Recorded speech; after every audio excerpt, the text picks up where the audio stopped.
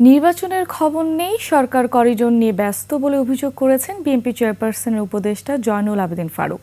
বলেন, করিডোরের বিষয়ে সিদ্ধান্ত নেবে নির্বাচিত সরকার। জাতীয় প্রেস ক্লাবে বাংলাদেশ জাতীয়তাবাদী গণজাগরণের দলের কেন্দ্রীয় নির্বাহী কমিটির আলোচনা সভায় তিনি বলেন, ৮ মাস ধরে অন্তর্বর্তী সরকারকে সহযোগিতা করে আসছিল বিএনপি। সহযোগিতা করার পরেও অন্তর্বর্তী সরকার যদি ফখরুদ্দিন মঈনুদ্দিনের মতো ক্ষমতা দীর্ঘায়িত করার স্বপ্ন দেখে, বিএনপি তা মেনে নেবে না বলে হুঁশিয়ারি দেন ফারুক। গণতন্ত্রের জন্য জনগণ সরকারকে ক্ষমতায় বসিয়েছে, তাই সরকারের উচিত দ্রুত নির্বাচনের আয়োজন করা।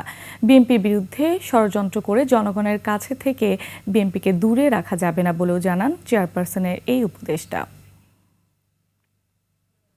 বলেছিলাম এই সরকারের কাছে সরকার যত দ্রুত সম্ভব একটি নির্বাচন দিয়ে আমার ভোট আমি দিব, কেন্দ্রে যাব, পছন্দের সই প্রার্থীকে ভোট দিব, কিন্তু সে আশা তো লক্ষণ করা যাচ্ছে না এই সরকারের কাছে।